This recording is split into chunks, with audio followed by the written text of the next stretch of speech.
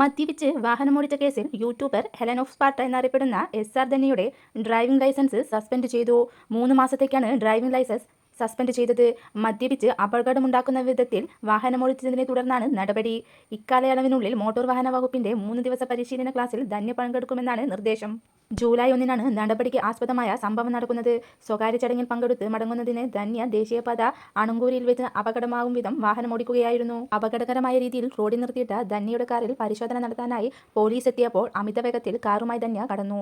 എന്നാൽ പിന്നീട് മൽഗപ്പാടി ബന്ദിയോട് ഭഗവതി നഗറിൽ വെച്ച് പോലീസ് കാർ പരിശോധിച്ചു. ഈ പരിശോധനയിൽ ധന്യ മദ്യപിച്ചിരുന്നതായി കണ്ടെത്തിയതിനെ തുടർന്ന് വാഹനം കസ്റ്റഡിയിലെടുക്കുകയായിരുന്നു.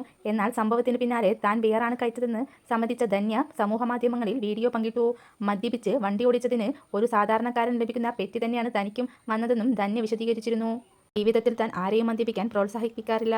പരിശോധനയ്ക്കിടെ പോലീസ് വാഹനം പിടിച്ചെടുത്തു. എന്നാൽ കാറിലുണ്ടായിരുന്നത് MDMA ആണെന്ന തരത്തിൽ പ്രചാരണം തെറ്റാണെന്നും ധന്യ പറഞ്ഞു.